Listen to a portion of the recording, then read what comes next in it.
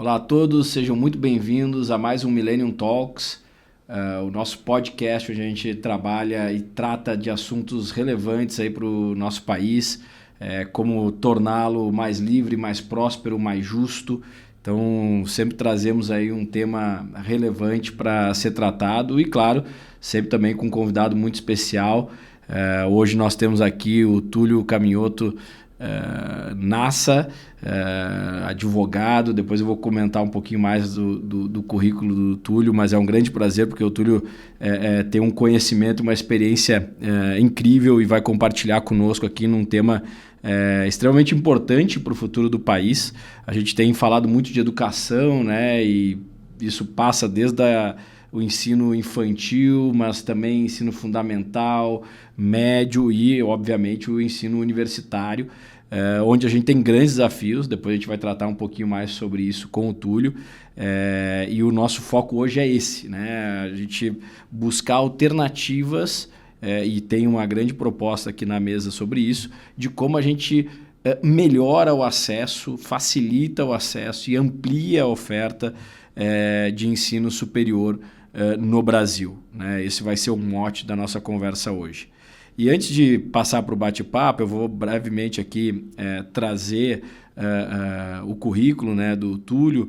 O Túlio é advogado desde 2000, especialista e mestre em Direito do Estado pela PUC de São Paulo, professor de Direito Administrativo na pós-graduação Lato Sensu, da PUC também aqui de São Paulo, desde 2005, e comentarista jurídico e político da Rede Jovem Pan. Começou essa atividade, então, na Jovem Pan ano passado, em 2024. Túlio, obrigado pela sua presença, pela sua participação. Um prazer muito grande tê-lo aqui conosco. Eu vou começar o nosso bate-papo aqui para a gente dar um panorama geral sobre essa questão do ensino superior no Brasil. Eu sei que você se debruçou sobre esse tema, depois a gente vai falar sobre uma alternativa, uma proposta que você construiu para a gente avançar nessa pauta.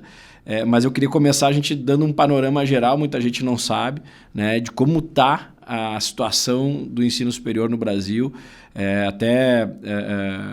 de um paper que você acabou de produzir, a gente vai também em breve divulgar. Eu me recordo que um dos comparativos que você faz é da taxa de graduação em ensino superior do Brasil comparado com países da OCDE e desenvolvidos, e também comparado com parceiros regionais. Então eu queria que você desse esse panorama geral para o nosso público, te dando as boas-vindas aqui no Millennium Talks. Boa tarde, Wagner. Agradeço a Millennium também. É uma honra, um prazer estar aqui com vocês, falando sobre um tema tão importante, né? Que é a educação e a educação superior, que é necessária para os nossos jovens, para o mercado de trabalho e para o desenvolvimento econômico do país. Maravilha. Então, Túlio, me conta um pouquinho sobre como você se debruçou nesse tema, o que vocês identificaram, né, de dificuldades ou desafios que o nosso ensino superior enfrenta, para depois a gente entrar mais especificamente na alternativa que está sendo proposta. Tá bom. Olha, Wagner, a minha trajetória, como você bem colocou, ela é ligada ao direito público, né? Eu me formei em 1999, desde 2000, logo no primeiro ano de advocacia, eu atuo nessa área. Fui me especializar nessa área e, portanto, eu sou chamado muitas vezes a prestar assessoria para prefeituras ou para entidades que, de certa forma, têm contato com o poder público. E começou essa história, na verdade, quando eu assessorei associações de entidades de ensino superior, aquelas fundações chamadas fundações municipais. São entidades que foram criadas antes da Constituição de 88, na década de 40 e na década de 60, porque, de novo, o poder público não tinha capacidade de investimento para oferecer educação pública superior gratuita para toda a população, e o Brasil atravessava um período de intensa industrialização e precisava de mão de obra qualificada. Então, o governo brasileiro, tanto na década de 40 e 60, proliferou a criação dessas entidades, dessas fundações. E qual foi a grande novidade naquela época? Essas fundações cobravam mensalidade. Então, elas eram entidades criadas pelo poder público, mas que cobravam mensalidades. Então, já era um embrião de um híbrido, de uma parceria público-privada entre o poder público e a iniciativa privada, porque pessoas entrariam ali na fundação, pessoas físicas, cidadãos em geral, e passariam a administrar junto com o poder público essa entidade. A única peculiaridade é que ela não distribuía lucros por ser uma fundação. Então, naquele momento, isso provocou um grande aumento de demanda e de oferta perante a sociedade brasileira e permitiu um avanço significativo. O Brasil foi o país que mais cresceu da década de 40 até a década de 70 no mundo. Né? Um dado interessante esse, um dado econômico. Muito bem, só que veio a Constituição de 88 e a Constituição, no artigo 242, proibiu que novas entidades fossem criadas com essa finalidade. Simplesmente cortou essa possibilidade.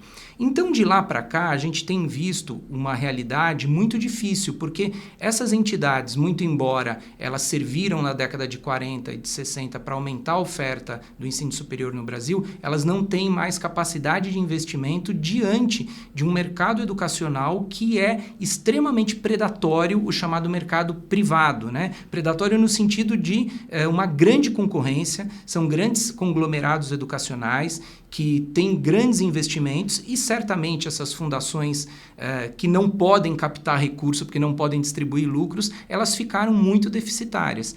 Então, nesse processo, analisando o problema e o histórico dessas fundações, isso começou a plantar em mim uma sementinha de que algo poderia ser proposto de diferente para a educação superior no Brasil, né? Essa realidade, ela se acentuou mais quando, em conversas com vários prefeitos, muitos deles perguntavam para mim: olha, Túlio, como é possível eu ter uma faculdade aqui na minha cidade? Porque a minha cidade não é igual São Paulo, não é igual Campinas, não é igual Ribeirão Preto, em que há uma vocação natural, uma vocação comercial para que venha uma faculdade privada ou que as entidades públicas já estão lá há muitos anos, né? Então, como que eu faço? E realmente é muito difícil, porque o município também não tem, pelo seu orçamento, capacidade de investimento para ele próprio trazer essa entidade educacional, esse curso superior para aquela localidade. Então, foi aí que eu comecei a pensar em modelos educacionais que permitissem captar recursos para a educação superior e, ao mesmo tempo, o Estado poder oferecer, porque aonde o empresário não chega em determinados municípios, o Estado tem interesse público de fornecer essa educação para o seu cidadão. Imagina um município que não teria vocação natural para ter um curso superior do ponto de vista de mercado, mas há uma demanda gigante, porque muitos daqueles alunos têm que sair daquele município para estudar fora, muitos não têm condição, né, porque não há uma oferta de ensino superior ali. Então, para a cidade, para a prefeitura em geral, seria excelente você poder ter um curso superior naquela localidade. E foi aí, então, que começou as ideias de parceria público-privada na área da educação superior, né? Avançando no tema, eu posso dizer um pouco mais agora sobre os problemas aí que a gente encontra hoje na educação superior e por que esse modelo se encaixa perfeitamente, e ao longo da nossa conversa que eu posso explicar em detalhes como que é esse modelo. Legal. E é interessante porque talvez a gente possa entrar nisso também, né?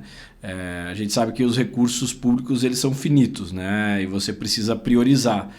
Você tem um grande desafio no Brasil que é o de fazer um bom ensino fundamental, médio, enfim, você fazer com que as crianças aprendam a ler, escrever e saiam da escola com o mínimo ali de conhecimento. Faz sentido que o Estado invista mais ou ofereça o ensino gratuito para essa esfera, que é a base, né, a fundação aí do processo educacional. E, claro, não tendo recurso para tudo, que ofereça nessa área e acabe buscando alternativas como a cobrança de mensalidade no ensino superior. Você comentou dessas fundações que foram criadas antes da Constituição de 88, que era nesse formato, né? Ou seja, não é gratuito simplesmente, ela tem uma cobrança de mensalidade para manter aquele curso. Hoje a gente tem dois modelos, né? E talvez a gente possa falar sobre isso. E cada um deles tem a sua importância, né? O modelo público, que oferece educação gratuita, mas tem seus desafios também. Muitas vezes essa educação gratuita ela acaba atingindo especialmente pessoas que já têm condições ou que cursaram escolas privadas durante a sua trajetória educacional, ou que têm um status econômico financeiro mais avançado ou mais alto. E você tem as escolas privadas também, você tem grandes centros de excelência no Brasil, outros grupos que estão prestando um bom serviço, outros que nem tanto, e a gente sabe que na dinâmica sempre você vai ter isso, né? Os bons fornecedores, os nem tão bons fornecedores assim, mas você tem muita gente boa trabalhando nessa área também. Mas o fato é que do ponto de vista de percentual da população com educação superior, a gente está muito atrás de outros países, né? Ou seja, ainda que tenham bons prestadores de serviço, eles são insuficientes. Exato. E muito. Olha, Wagner, o que você falou é um retrato perfeito do que é a educação superior hoje no Brasil. E alguma coisa está muito errada. Por quê? Porque se nós olharmos o número da alfabetização superior no Brasil, de jovens acima de 25 anos, dados do IBGE, tá? É de 20%. Quando a média dos países da OCDE, eu estou falando dos países economicamente mais desenvolvidos, eu não estou falando nem dos BRICS para não entrar numa polêmica política do momento, da atualidade, mas aqueles países que desenvolveram realmente a sua sociedade e têm um bom nível de educação superior é de quase 50%. Então nós estamos menos da metade, né? O nosso patamar é muito baixo, se comparado até com países da América do Sul. Argentina, 25%, Colômbia, 28%. Então, Argentina e Colômbia são ruins, nós somos piores ainda. Então é preciso ter um olhar para entender o porquê desses números, por que eles são ruins, e isso passa, sim, pelos modelos. Não é por culpa de A, B ou C, mas eu acredito que há já uma defasagem dos modelos educacionais do ensino superior no Brasil hoje, diante da realidade orçamentária brasileira, né, como você bem citou, e diante também da capacidade econômica do brasileiro de poder cursar um curso superior. Então, vamos separar em duas camadas para a gente entender bem o problema. Falando do ensino, do formato do ensino público. O ensino público, ele, quando prestado por um estabelecimento oficial de ensino do poder público, o que significa isso? Quando é só o Estado, não estou falando de parceiro privado junto, o Estado, somente ele, tem que ser gratuito.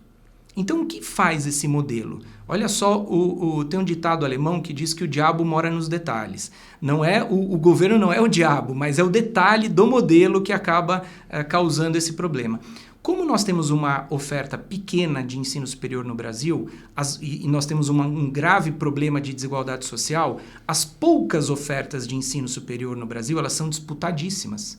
De ensino superior no modelo público. Por quê? Porque elas são gratuitas, então todo mundo quer acessar. E qual é a forma de acessar esses cursos? Através de vestibular. E quem é que tem condição de passar nesses vestibulares um curso de medicina, por exemplo, numa faculdade pública? É o sujeito que conseguiu estudar pagando nas melhores escolas, no ensino básico, ensino fundamental, ensino médio, e conseguiu muitas vezes ficar anos ainda sem trabalhar, fazendo um cursinho na sua juventude, né? Quem é que tem condição? São pouquíssimas pessoas. Então, quando eu falo que o diabo mora nos detalhes, está aí. A nossa educação superior pública, gratuita, bancada 100% do Estado, ela tem esse grave problema que é o do acesso, porque somente quem tem condição econômica consegue entrar.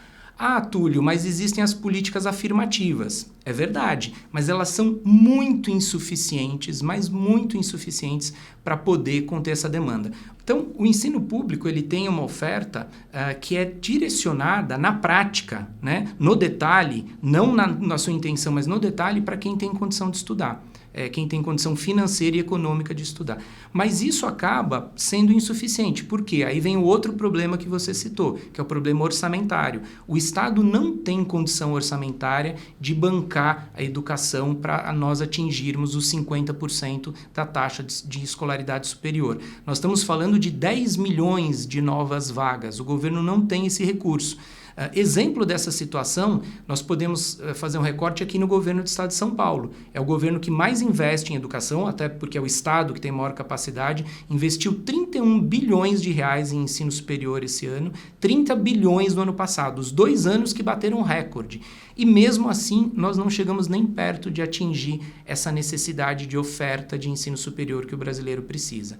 Nós vemos hoje a grave crise que o governo federal enfrenta com a questão orçamentária, a necessidade de corte de despesas, né? Nós temos pacotes de ajuste fiscal a todo momento sendo implementados, tamanha a gravidade do problema orçamentário brasileiro. Então, como os recursos são finitos, infelizmente, o caminho do ensino público superior do Brasil, ele encontrou seus limites, ele encontrou seu teto. Ele já está no seu limite máximo em relação àquilo que o governo pode disponibilizar de ensino gratuito para as pessoas.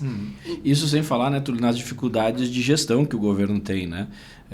Eu me recordo na minha experiência na administração pública, a gente olhou algumas universidades federais, né? Na época que eu estava no governo federal, você tinha 2/3 da força de trabalho nas atividades de apoio, só 1/3 como docentes, né?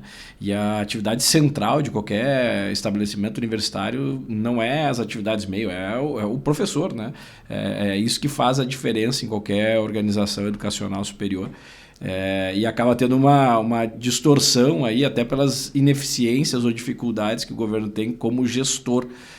Por isso que também a gente entende que parcerias público-privadas, onde você aproveita o melhor do que o governo tem para oferecer com o melhor que o privado tem para oferecer, faz muito sentido. Depois a gente vai chegar lá, mas quando você comentou disso, eu me recordei também dessa questão, e que é uma dificuldade que eu acho que enfrentada pelo governo, até para conseguir ampliar a possibilidade de vagas, que é fazer uma boa gestão dos recursos, né? Você tem total razão. Isso é um outro gargalo gigante do modelo público. Por quê?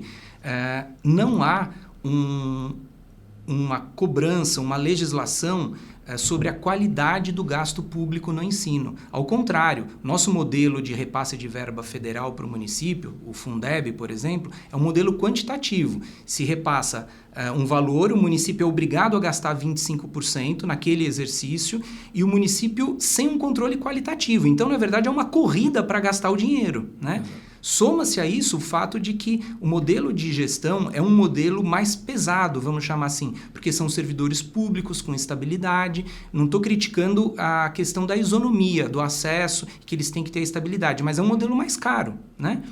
Eles têm que passar por licitação, né? mais demorado, porque tem que passar por licitação. Então é evidente que ele é mais caro que o modelo privado. Nessa ótica, é possível aumentar menos o número de oferta do que com um modelo que fosse mais barato, em que a gestão fosse mais otimizada. Então, esse é outro gargalo. E, por fim, um outro item que é importante comentar no modelo público é o das ações afirmativas. Das ações afirmativas, muito embora ele seja desejável, né, você reservar uma certa cota de vagas para pessoas socioeconômicas menos favorecidas, em razão da cor da pessoa. Também tem uma série de ações afirmativas que podem ser feitas para tentar melhorar esse acesso da população. Mas ela sempre será insuficiente para resolver o problema. Por quê? Porque ela não faz por si só aumentar o número das vagas, ela não aumenta a oferta. Ainda que eu pudesse colocar no ensino superior 100% de cotistas em ações afirmativas, eu não ia aumentar um número de oferta. Então, a proporção de 20% apenas dos jovens acima de 25 anos com escolaridade superior ia continuar igual. Eu preciso, para além das ações afirmativas, criar um modelo que seja possível aumentar o número de vagas de ensino, né? A lei da oferta e da demanda, ela é cruel nesse ponto. Ela é quase que uma lei da natureza. Se existem muitos brasileiros necessitados de ensino superior e que precisariam de um ensino público, mas não é possível aumentar o número de vaga, não vai se fechar essa equação nunca, né? Perfeito. E, bom, acho que aí nós temos uma alternativa, né, que, dado esse cenário, dado essas dificuldades, eu sei que você se debruçou sobre o que a gente tem hoje de estrutura legal, e trouxe uma alternativa aí para que se amplie a possibilidade de municípios, estados, enfim, de se fazer uma ação que aumente aí as vagas, enfim, que se tenha uma maior possibilidade para quem tem à disposição, gostaria de ter o seu curso superior, mas muitas vezes encontra uma série de dificuldades para obtê-lo. Eu queria que você comentasse um pouquinho mais sobre... primeiro, a história por trás disso, né? Então, como é que se chegou, onde vocês construíram esse conceito? E aí depois, claro, a gente falar um pouquinho mais sobre o conceito em si, como é que ele funciona, como é que são as características do modelo, as suas vantagens. Excelente pergunta, Wagner, mas se você me permite, eu gostaria de voltar um pouquinho só para falar do modelo privado. Claro. Porque alguém poderia dizer o seguinte, olha... Tá bom, pelo modelo público a gente não consegue aumentar o número de vagas para colocar todas as pessoas na escola. Mas antes de você ir para o modelo da parceria, que é o modelo que a gente vai falar aqui ao final, que ele é um modelo muito importante, que é o que eu defendo, por que o modelo privado não pode ser utilizado para que os alunos brasileiros tenham acesso, por exemplo, o governo pague bolsa de estudo na rede privada ou através do FIES, né, do financiamento estudantil, que isso possa ser ampliado e resolveria o problema. Então, antes de chegar no modelo da parceria público-privada, se me permite, eu posso comentar sobre o modelo privado, porque ele também é insuficiente por outras características que não a do modelo público, mas ele também é insuficiente. Vamos explicar por que, vamos entender. O modelo privado, ele se pauta pelo princípio da liberdade de iniciativa, a livre iniciativa. O Brasil não é um país socialista, então o empresário tem a liberdade de criar, desenvolver uma atividade empresarial e fechar aonde ele quiser. Então ele pode desenvolver a atividade aonde ele quiser, quando ele quiser e da forma que ele quiser, né? Esse é um princípio fundamental dos países democráticos capitalistas, né? É o que nós adotamos na nossa Constituição.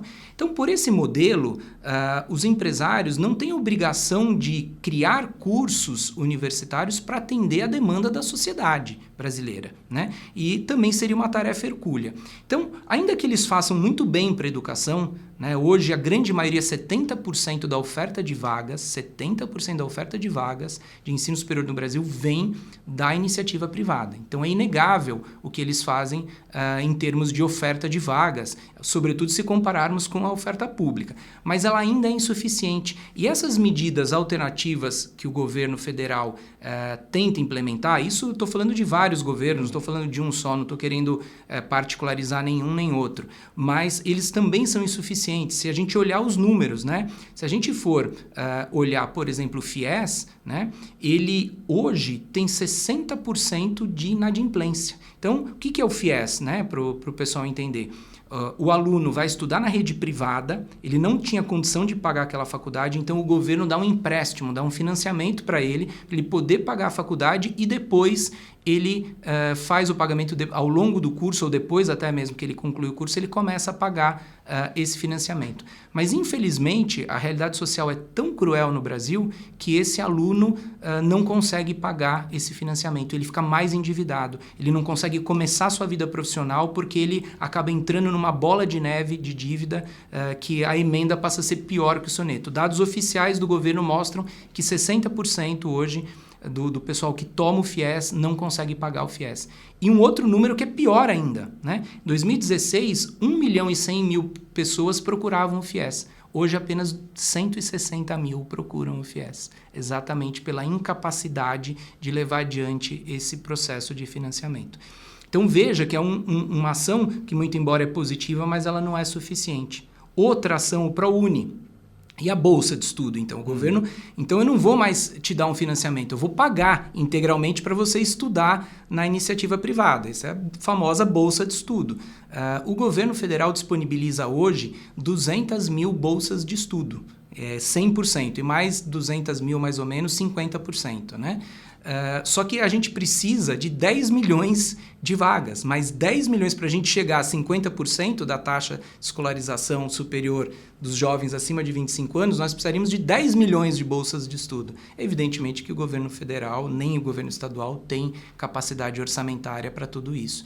Então, mesmo diante do modelo privado, nós ainda não conseguimos resolver o problema. E é por isso que, olhando para os dois modelos, eu realmente percebi que é preciso buscar uma alternativa, é preciso buscar uma terceira via, é preciso buscar um equilíbrio entre o modelo privado, que legitimamente cria o curso aonde que economicamente ele entende que há viabilidade, cobrando a mensalidade no preço que seja sustentável para ele, porque ele está num mercado de concorrência com outras faculdades, e o modelo público, que é um modelo totalmente obsoleto e que consome 100% dos recursos já parcos, já sofridos da União, dos estados ou dos municípios. Ou seja, tira dinheiro da saúde pública, tira dinheiro da educação básica superior, muitas vezes, e desculpa a força da expressão, para o filho do rico estudar, né? Então, a gente precisou dar um passo adiante, precisou ter um pouco de criatividade para encontrar um terceiro modelo que procurasse ficar no meio do caminho desses dois e que superasse essas dificuldades. E aí, então, que eu volto finalmente, me desculpa dar fazer esse parênteses, mas é importante entender o porquê que esses dois modelos não funcionavam. E aí, então, é que vem, até por olhar para esses modelos que não deram certo, surge naturalmente, então, a ideia de uma terceira via. Qual é essa terceira via? Então, aí é que olhando para a nossa Constituição e olhando para experiências em outras áreas da atuação pública, como, por exemplo, saneamento básico, por exemplo, energia, telefonia, né? A gente vê que o Estado, quando não tem capacidade de investimento para grandes obras no Brasil, para grandes ações de infraestrutura, o que o Estado fez a partir aí, eu diria que dos anos 90 para frente, né? O chamado neoliberalismo, né? Fernando Henrique foi acusado muito de ser neoliberal, né? Um social-democrata que foi para o caminho do neoliberalismo. Mas tirando essas alcunhas, ele fez o certo, ele fez o correto. O Estado, ele tem um papel importante como regulador, como aquele que vai direcionar uma atividade econômica, uma ação de infraestrutura no Brasil, para permitir que haja essa atividade, que essa atividade seja feita em prol do interesse público, que ela não seja feita em prol apenas de um interesse particular de um empresário e, ao mesmo tempo, que haja capacidade de investimento. E aonde está a capacidade de investimento? Não está no Estado, está no empresário. É ele que tem a capacidade de investimento. Então, qual é o papel do Estado? Isso a política econômica atual dos Estados modernos ao redor do mundo, pelo menos as democracias ocidentais, percebeu isso, que é preciso buscar o capital privado para esses investimentos, já que o Estado não tem essa capacidade. E o que o Estado faz? O Estado regula de que forma que esse capital vai ser aplicado para que o empresário possa ter o seu lucro garantido, mas ao mesmo tempo que seja um lucro saudável a ponto de que a atividade desempenhada por ele também atenda os reclames sociais e sirva para reduzir as desigualdades sociais no Brasil, né? Investir numa ferrovia no Brasil é algo muito importante. O Estado muitas vezes não tem capacidade de investir no metrô. Então é importante que ele capte esse recurso da iniciativa privada através de uma parceria, mas que os valores do bilhete do metrô, do transporte da ferrovia, sejam valores que cumpram uma função social. Então o Estado regulador busca o empresário e investidor, e aí, através dessa parceria, se consegue superar o modelo que é totalmente público e o modelo que é totalmente privado. Então, se isso já é uma realidade em várias áreas de atividade do Estado, saneamento básico, metrô, transportes em geral, energia, por que não seria possível na educação? Essa foi a questão que surgiu para mim. Por que não seria possível na educação?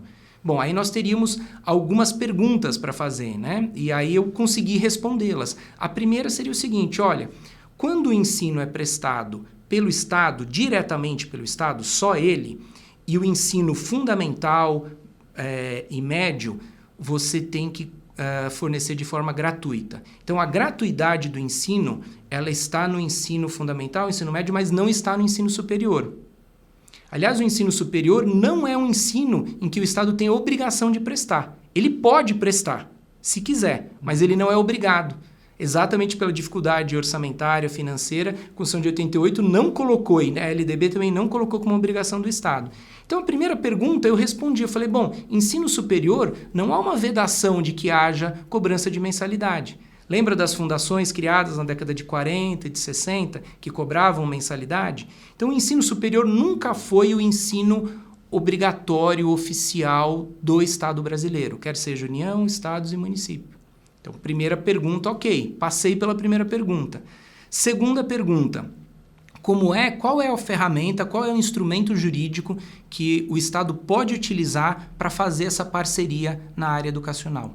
E eu encontrei no artigo 173 da Constituição da República, que diz o seguinte, que quando houver relevante interesse social, o Estado pode atuar como se empresário fosse, fazendo parcerias com empresários da atividade privada. Então, o artigo 173 permite ao Estado fazer parcerias com empresários para atuar como se empresário fosse, ou seja, para exercer uma atividade econômica através de duas formas estatais, empresa pública e sociedade de economia mista. A diferença é que na empresa pública, 100% do capital tem que ser investido pelo Estado. Exemplo, Caixa Econômica Federal. Sociedade de economia mista. O Estado, aí sim que é o modelo que eu acho mais adequado para esse caso educacional. O Estado capta dinheiro de particulares, forma uma sociedade com particulares, continua sendo sócio da atividade, desde que, exercendo-a em regime econômico, ou seja, podendo cobrar mensalidade, desde que haja um relevante interesse social para isso. É muito claro, educação superior é um dos relevantes interesses sociais melhores que nós temos a defender no Brasil, né? O modelo empresarial, com o princípio da livre iniciativa, que é um modelo totalmente privado, não consegue suprir a demanda de educação superior no Brasil.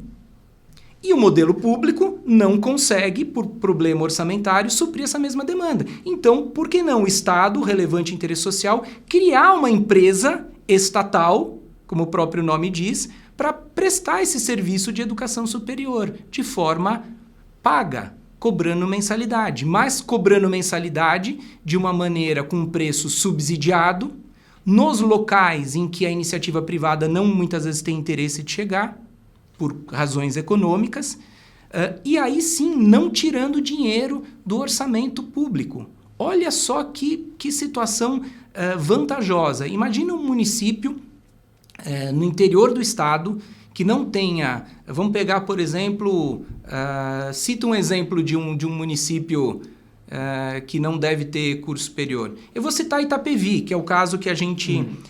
que é o primeiro caso que os prefeitos ali, o prefeito anterior, o Igor Soares, e o prefeito atual, Marcos Godoy, tiveram a coragem de levar adiante esse projeto. Mas Itapevi é uma cidade que era chamada cidade dormitório a São Paulo. Por quê? Porque São Paulo foi crescendo, a ocupação imobiliária foi se expandindo, muitas vezes de forma irregular, e aquela localidade mais longe da capital, no caso Itapevi está a 32 quilômetros, sofreu muito com a ocupação de terras irregulares, com grilagem, e as pessoas não tinham emprego ali. O que elas faziam? Elas dormiam lá porque elas conseguiam comprar a área irregular mais barato e trabalhavam em São Paulo, pegando ônibus, condução e ficando 3, 4 horas todo dia para ir, para voltar. É por isso que elas receberam esse apelido de cidades dormitório. Itapevi, por exemplo, esse trabalhador lá que mora já há 40 anos em Itapevi, faz esse percurso todo dia de forma exaustiva. O filho dele cresceu, o filho dele fez 18, fez 19 anos, e ele não tem condição de mandar o filho dele estudar em São Paulo todo dia e voltar todo dia. Então seria um sonho para o cidadão de Itapevi ter uma faculdade ali, porque o filho desse trabalhador, que foi lá há 40 anos, pudesse ter um curso superior ali. Porque ele sai da escola pública, ele até consegue fazer uma escola pública ali, né? Houve uma expansão do ensino público no Brasil considerável, mas ele não tem onde fazer faculdade depois. Ah, professor, mas não tem o ensino à distância? Tem. Metade das vagas hoje oferecidas são de ensino à distância. Se não fosse por elas, o número de 20% da taxa de escolarização seria 10%. Olha que loucura. Mas mesmo assim, a gente vê que o ensino à distância não é suficiente e a gente sabe dos problemas de qualidade que ainda enfrentamos do ensino à distância. Principalmente, a taxa de evasão é das maiores no ensino à distância. Então, mesmo que ele fosse perfeito, tá? Não seria suficiente. Então, você imagina se fosse possível, né, colocar uma faculdade ali em Itapevi. O empresário não quer ir para lá, porque o empresário faz a conta dele, quanto que ele vai ter que gastar para construir o prédio, para comprar um terreno que seja minimamente numa área central, que ali os terrenos em áreas centrais são muito caros, porque o comércio popular eles valorizam esses terrenos. Então ele faz a conta e não compensa. Agora, se houvesse uma parceria entre o poder público e a iniciativa privada, em que em Itapevi, olha só, a prefeitura cedesse o terreno. As prefeituras têm muitos terrenos ociosos, cedessem o terreno. Estou falando de terrenos que podem valer 10, 20 milhões de reais sem exagero nenhum, tá? Pela sua área, que é a área necessária para construir uma faculdade, um terreno vale mais ou menos isso. Então você imagina, a prefeitura oferece para o empresário esse terreno, oferece a possibilidade de um terreno localizado próximo a uma área como em Itapevi, por exemplo, que é na frente da estação de trem. A estação de trem que chega em Itapevi, ela está na frente do terreno que era da prefeitura, servindo para colocar essa... a gente fala integralizar o capital social dessa sociedade de economia mista, e o empresário entra com o know-how dele para ele construir a faculdade e para administrar e gerenciar os cursos. Olha que situação. Isso é interessante e importante, né? Porque no modelo, o principal ativo que a prefeitura, no caso, entraria é com o terreno, que é como você colocou, um dos principais custos dentro de um projeto educacional. Muita gente fala, né? Quando você fala de educação, os principais custos são a localização ou a estrutura física, né? E aí envolve imóvel, o terreno, a construção, os equipamentos, e a parte de pessoal, né? Que é uma atividade altamente intensiva aí em uso de capital humano, né? Basicamente. Então, se você tem o público oferecendo um terreno, oferecendo uma estrutura física, e você tem o privado fazendo investimento complementar, e você tem mensalidades para cobrir o custo de operação, aí você torna mais atrativo, né? O racional ele acaba ficando mais... faz mais sentido para ter um investimento privado numa região como essa. Se não houvesse esse estímulo do público de oferecer o terreno, no caso, como você citou, a conta não fecharia, né? Exatamente. Mas em oferecendo, eventualmente a conta fecha. E aí é só, aproveitando o gancho, o privado, então, ele entra diante disso, né? Considerando que vai ter essa alternativa, ele entra porque a conta começa a fechar. E para o público não teria, então, dentro desse modelo, nenhum outro investimento adicional que não esse da disponibilização do imóvel. Exatamente, excelente. Representa mais ou menos metade de todo o investimento, o terreno. Tirando o curso de medicina, que tem as suas complexidades, mas a grande maioria, aliás, em muitos casos até maior, né? Até mais do que a metade. Então, isso faz fechar a conta realmente para o empresário. E para o município, é uma situação espetacular, eu diria. Por quê? Porque o município ele não tem obrigação de oferecer ensino superior. Então, ele nunca teve isso no seu gasto público. E não tem condição nenhuma de acrescentar mais essa rúbrica orçamentária. Então, o município vai oferecer um curso superior e não vai tirar um centavo do dinheiro do orçamento, da educação básica, da saúde. Pelo contrário, esse dinheiro que vem das mensalidades serve para ingressar no orçamento. Ele melhora a capacidade de receita do município. O município passa a ser um empresário que recebe lucro e ainda oferece um curso superior para a sua população. É uma conta virtuosa. E eu não estou aqui inventando a roda, tá, Wagner? Na verdade, é a gente olhar para as experiências em outras áreas de atividade do Estado, né? É a mesma lógica que faz com que você faça uma concessão da administração de um aeroporto, de uma rodoviária, né? De uma obra pública, né? Você é um cara tarimbado e especialista em parcerias, em concessões do poder público à iniciativa privada. Você sabe que quando o Estado regula bem, quando o modelo é bem feito, a coisa fica boa para ambas as partes, né? Então, eu não estou inventando a roda. Esse modelo já se provou eficiente, já se provou correto. A grande questão que existia, que ainda existe, infelizmente, são alguns tabus quando se fala do termo educação, né?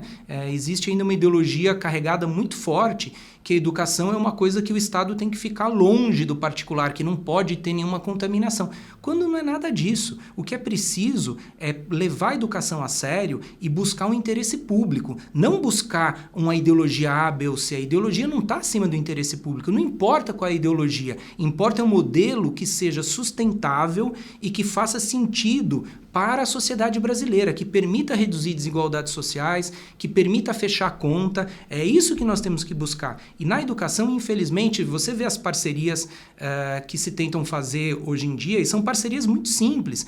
Por exemplo, no ensino médio, buscar um instituto ou até mesmo uma empresa de tecnologia que tenha modelos educacionais fantásticos para fazer uma parceria para aplicar isso na rede pública, a gritaria que é, né? A dificuldade que é. Então a gente precisa vencer essas barreiras ideológicas, né? Evidentemente, quando o modelo se mostrar sustentável, tem que cobrar e regular bem o modelo, cobrar que ele funcione, tudo isso eu concordo. Uma coisa que a gente tem comentado bastante no Millennium, até pelas peculiaridades do nosso modelo de gestão pública, né, e das dificuldades. Você falou, né, tem uma série, numa resposta anterior, tem uma série de dificuldades. Tem que fazer concurso, tem que fazer licitação, e é claro que isso tudo tem uma razão de ser, né? Eu preciso da impessoalidade, você buscar evitar preferências ou benefícios privados. Então, o Estado, ele, por sua natureza, ele tem uma burocracia que é inerente a ele. Você pode torná-lo mais eficiente ou menos, mas sempre vai ter alguma burocracia adicional em relação ao privado. E nesse sentido faz muito sentido que você tenha um Estado que regule, que fiscalize, que acompanhe, que meça metas, que cobre as metas sejam atendidas, mas que a execução acabe sendo feita pelo privado. Porque no final do dia no Brasil o que acontece? As pessoas que têm condição hoje, elas não confiam, a não ser no ensino superior, né, nas faculdades públicas que são gratuitas, mas normalmente as pessoas com condições elas procuram a prestação de serviço privado, seja através de um plano de saúde, seja através de uma escola privada. Então, assim, existe hoje uma confiança, especialmente quem tem recurso, na execução do privado que não tem no poder público. Por que a gente não estende isso para as pessoas que têm menos condições financeiras, né? Por que não estender isso na educação? Por que não estender isso na saúde? A saúde, você deu exemplos de aeroportos, de saneamento, enfim, tem avançado essa pauta em diversas áreas. E a saúde também, né? A saúde, você hoje, dos 30 melhores hospitais 100% SUS, ou seja, que só atendem gratuitamente ou sem cobrança, né, de procedimentos da população, 28 ou 29, agora não me recordo exatamente o número, mas praticamente a totalidade, são geridos por privado, né? Seja OS, sejam empresas privadas que estão fazendo a gestão e entregando um serviço de qualidade. Recentemente o ministro Padilha, do atual governo federal, um partido de esquerda, né, que teria uma linha de menos parcerias, né? Fez uma entrevista dizendo, olha, a população, o cidadão, quando vai ser atendido no posto de saúde ou no hospital, ele não está preocupado se é um médico concursado, se o hospital é administrado pelo Estado ou não é. Ele quer ser atendido, ele quer que o especialista que ele procura esteja lá, que o exame que ele precisa fazer... Ele não quer ver o crachá do sujeito para saber se está escrito servidor ou funcionário CLT. Então, assim, o que ele quer é ser atendido, e se atender por CLT ou por uma empresa privada, tanto que melhor. Atenda bem, né? Bem, então, assim, eu acho que é uma pauta que tem avançado bastante no Brasil, e aí você colocou bem, cada modelo ou cada situação vai demandar um sistema diferente. Então, daqui a pouco você vai ter uma concessão, dependendo da atividade, você vai ter uma parceria público-privada em sentido estrito, você vai ter daqui a pouco uma possibilidade de fazer como essa que você está trazendo. Olha, vamos fazer uma sociedade entre o privado e o público, em que o público vai colocar o terreno à disposição, a localização, e o privado vai entrar com o restante de investimento, vai fazer a gestão para conseguir também fazer uma gestão mais eficiente e reduzir os custos, para também oferecer uma mensalidade mais em conta que seja viável para a população pagar. Até porque a gente sabe, a nossa população, infelizmente, é uma população de renda média baixa. Então, assim, os limites também do mercado, eles existem em função disso, né? Então, como é que a gente... E a educação é um elemento muito importante para você sair da armadilha da renda média baixa, né? Você oferecer tanto a educação de base, que é fundamental, sem dúvida nenhuma, quanto o ensino superior, são alternativas e caminhos para você superar a renda média baixa. E aí, te ouvindo falar, eu lembrei também do... mesmo os pais fundadores americanos, né, que estabeleceram uma sociedade extremamente livre, baseada na livre iniciativa, nas liberdades individuais. Adoro a história da Revolução Americana. É incrível. A Constituição de 1787 para quem estuda direito público, então...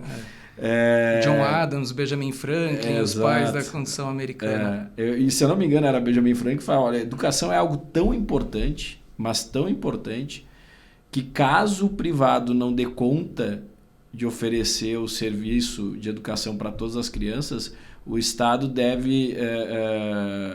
isso, vamos voltar lá, virada de século XVIII a XIX, auge do laissez-faire, né? E da não intervenção do Estado. É tão importante que o Estado deve criar condições para que a educação seja oferecida para as crianças, né? Que os jovens tenham a possibilidade de se desenvolver do ponto de vista educacional e aí se tornarem cidadãos mais aptos e mais produtivos, né? E aí você também tem um crescimento da produtividade. Por isso que eu acho tão interessante o que você está trazendo aqui, porque traz dentro do que a gente tem hoje de estrutura legal, uma alternativa para ter essa parceria público-privada. Wagner, sua análise é brilhante, é perfeita. Eu não poderia fazer melhor. Você lembrou muito bem, primeiro, do caso da saúde. A saúde também era um tabu, né?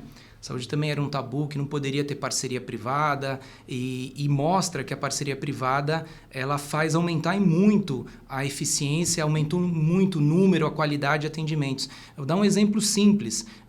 Não se conseguia especialista na rede pública porque simplesmente não preenchia no concurso público a vaga para um geriatra, por exemplo, a vaga para um obstetra, porque não havia uma procura. O médico ele poderia ter vários empregos, ele fazia vários plantões, por que ele ia ficar vinculado com o poder público numa jornada de 44 horas semanais? Os concursos públicos eram fracassados, são até hoje, muitos deles. E é por isso que o poder público não tem um especialista lá para atender a pessoa.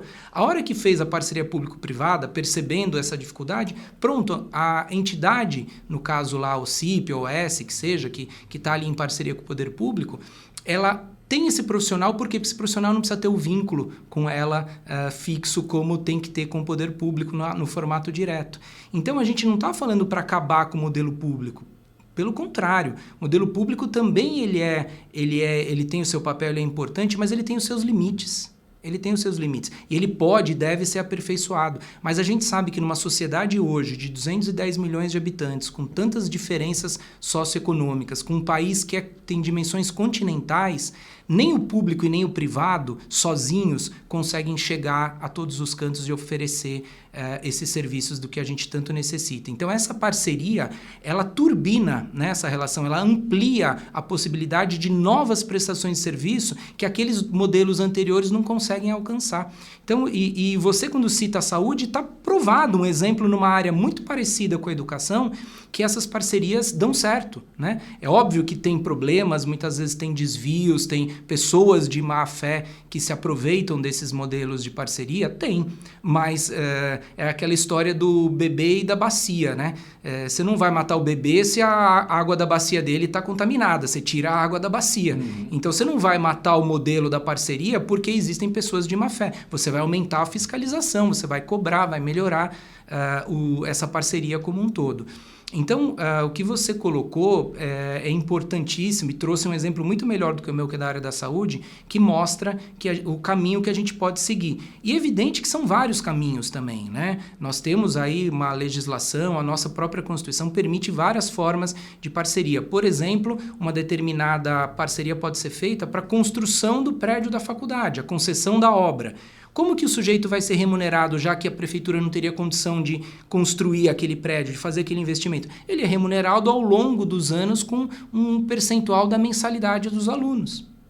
E ele sabe fazer melhor obra do que a prefeitura, pode ter certeza, né? Eu pensei no modelo da sociedade de economia mista porque, além do ganho da construção da obra, tem o ganho do know-how, né, no ensino superior. Principalmente esses municípios que vão buscar as parcerias, eles não têm know-how nenhum em ensino superior, né? Então, para administrar, para gerenciar, precisa ter um modelo eficiente, com segurança jurídica e com regras claras, regras de governança claras, que permitam que ele seja sustentável. E o modelo da sociedade de economia mista, pela nossa legislação, nós temos uma lei específica que obriga o governo a seguir quando vai fazer uma sociedade de economia mista, que é a Lei 13.303. Essa lei diz claramente que essa entidade tem que funcionar como uma SA, que é o modelo empresarial mais rigoroso possível em termos de compliance, de procedimentos, de padrões. Então, tudo ali é decidido de maneira profissional, de maneira objetiva, e não de maneira política ou de maneira pessoal, né? Os próprios empresários, quando eles migram de uma limitada para uma SA, é porque chega num nível que eles percebem e falam, olha, eu preciso de um modelo impessoal, de um modelo profissional de governança e não mais de um modelo familiar, né?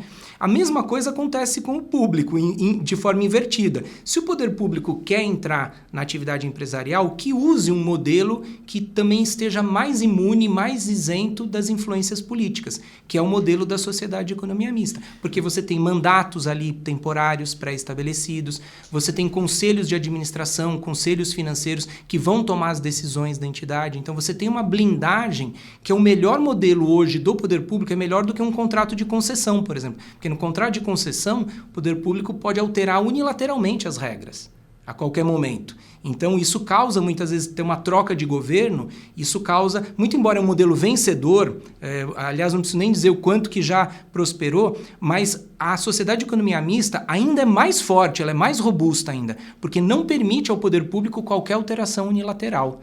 E aqui é super importante a questão de como vai ser feita a redação do estatuto, e aí tem todo... sim. Você falou, o diabo está nos detalhes, aí também, né? A importância de, no momento em que for constituída a sociedade de economia mista, você trazer regras de governança. Claro, ela tem que cumprir a legislação, e a legislação já traz exigências importantes, mas também fazer um bom estatuto, fazer um bom regramento ali do acordo de acionistas, a composição também, né, da tomada de decisão é super importante, né?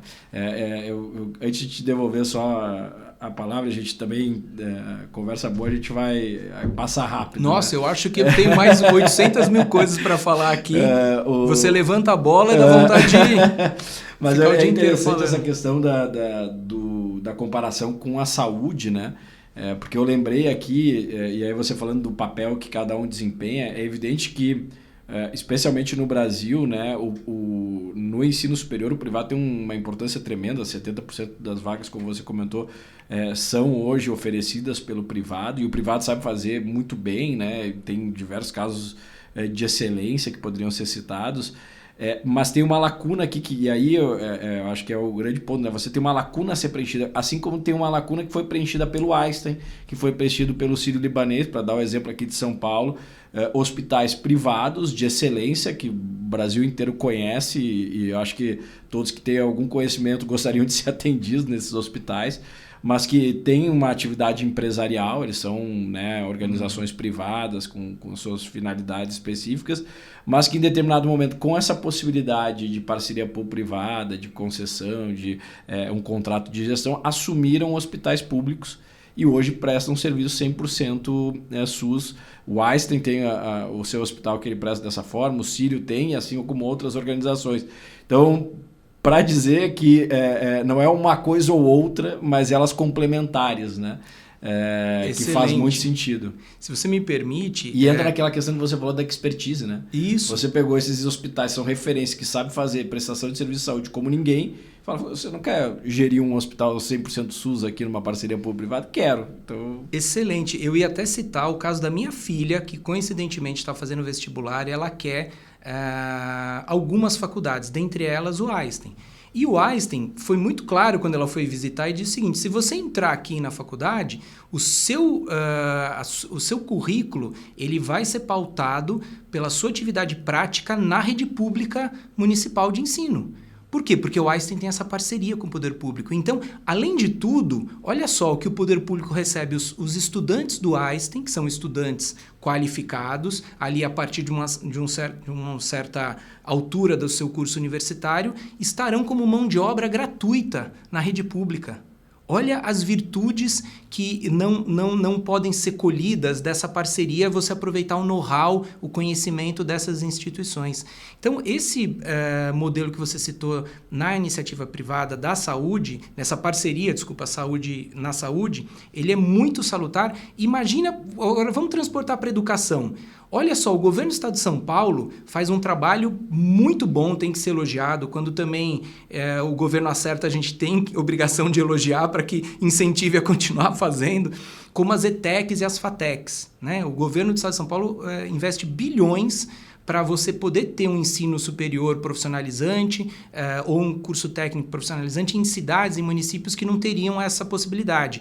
É realmente louvável. Só que o que acontece? É uma briga enorme dos prefeitos para poder ter uma ETEC, uma FATEC na sua cidade e não conseguem em todas as cidades. Por quê? Porque por mais boa vontade, por mais que o programa seja ótimo, o Estado tem limites orçamentários, ele não chega em todos os lugares. Então, imagina para o governo do Estado de São Paulo, olha que ideia boa que ele teria de expandir as FATECs, as ETECs, através de sociedades de economia mista, com empresários que possam expandir esse mesmo know-how, esse formato.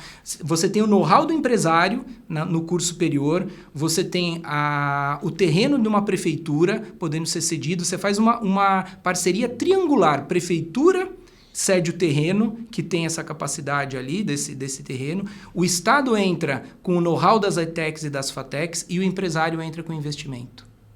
Né? Olha que modelo que poderia ser feito, né? E não, obviamente, cobrando mensalidade.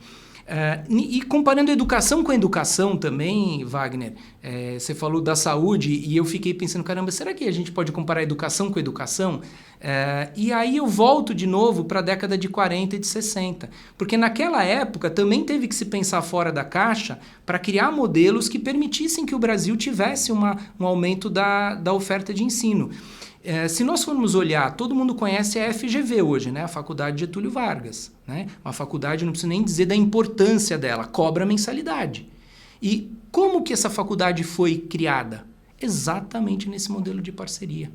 O Estado criou uma fundação naquela ocasião. Né? Naquela ocasião nós não tínhamos um mercado de concorrência educacional tão grande como tem hoje, a capacidade de investimento era muito menor e também pela ausência de concorrência, aquelas entidades cresceram muito porque elas eram praticamente únicas ali naquele momento, mas a Faculdade Getúlio Vargas só existe por conta disso. Universidade Federal de Brasília e tantas outras, Universidade de São Caetano do Sul, que tem curso de medicina, inclusive, super bem avaliada, a Faculdade de Direito de São Bernardo, eu fiz Direito, a Faculdade de Direito de São Bernardo é uma das melhores faculdades de Direito do Brasil, também nesse modelo. Então, olhando modelos de parceria que fogem do ensino totalmente público ou do totalmente privado, a gente vê que deu certo, lá na década de 40 e de 60. É preciso agora remodelar. Né? É preciso remodelar com as novas ferramentas de parceria que nós temos hoje na legislação. Então, eu estou assim, muito convicto que é uma parceria muito promissora, muito boa. Nós fizemos um embrião em Itapevi, tá? E fizemos um processo licitatório. Né? Existem critérios para escolher o parceiro, né? Critérios técnicos, por exemplo, a Lei dos Mais Médicos, quando permite que alguém abra um curso de medicina numa determinada localidade, escolhe o melhor empresário que vai receber o direito de abrir aquele curso de medicina. Como é que escolhe aquele empresário? Através de um edital de licitação, com critérios técnicos, isonômicos, objetivos para escolher a melhor proposta. Já foi passado pelos tribunais de contas, já foi aperfeiçoado aquele modelo, as falhas, os defeitos foram corrigidos. Então, nós temos até um modelo pronto hoje para fazer essa licitação. É um modelo de escolha do parceiro. Foi feito esse processo licitatório em Itapevi e houve interessados, né? Houve proposta vencedora. Então, ou seja, o empresário só entra no edital falando eu quero fazer essa parceria, eu me obrigo a investir tantos milhões, se a conta fecha. Claro. Né? Senão ninguém vai rasgar dinheiro ali, ainda mais esses grandes grupos que certamente têm um corpo técnico muito aperfeiçoado para saber fazer conta, né? No mínimo, para fazer uma composição de custos e chegar à conclusão de que o negócio para de pé. Então, já existe um embrião em Itapevi, pela coragem dos prefeitos ali que levaram adiante esse processo, e que está maduro hoje para receber a aprovação no Conselho Estadual de Educação para ter o seu primeiro curso. Isso que eu ia te perguntar, até para a gente ir encaminhando aqui o final da nossa conversa, qual era o estágio desse modelo que você tinha comentado, desse piloto, digamos assim, ou desse primeiro projeto que já avançou do ponto de vista legislativo, já avançou do ponto de vista licitatório, o que estaria ainda aguardando para virar realidade, e a gente começar, inclusive, a acompanhar, ver os resultados, como é que vai funcionar, enfim, Claro. né? Se vai resistir ao teste do dia a dia da prática, né? Como você comentou, é promissor, mas é super importante a gente ter rodando também, mas para ter rodando, isso é um ponto também muito importante em política pública que a gente comenta muito, né? A gente tem que testar modelos, né? A gente tem que testar modelos. A gente não pode ficar abraçado nos modelos de sempre e não olhar coisas novas. Surgiu uma ideia nova, ela para de pé, ela se mostrou interessante porque um privado já mostrou que, poxa, para mim faz sentido, eu vou fazer aqui uma oferta. Vamos botar para rodar, vamos ver como é que vai funcionar. E aí mede resultados. Pô, funcionou bem? Maravilha, vamos fazer mais uma, e mais uma, e mais uma. E como é algo municipal, os próprios municípios vão poder falar, pô, achei interessante, vou fazer também. Vamos buscar um parceiro privado, ver se tem interesse. Mas eu acho que é muito importante testar, né? Então, o que está faltando aí para virar realidade e começar a operar? Essa pergunta ela é boa porque ela tem que mostrar um resultado prático, né? E eu vou responder segurando a minha ansiedade, porque eu queria que tivesse hoje já funcionando o curso superior para mostrar na prática, né?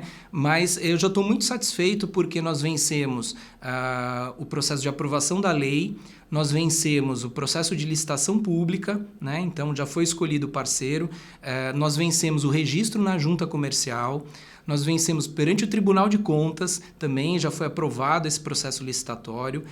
E agora, ele está na última fase, no último passo, que é o credenciamento como instituição de ensino superior, por ter o poder público como criador e a gente fala de regra de manutenção, né? O mantenedor, desculpa, a palavra técnica é essa. Como criador e mantenedor, então ele vai para o Conselho Estadual para ser cadastrado como entidade de ensino superior, não vai para o MEC, tá? Por ter o poder público nesse lado da questão. Então, está para o Conselho Estadual fazer esse credenciamento.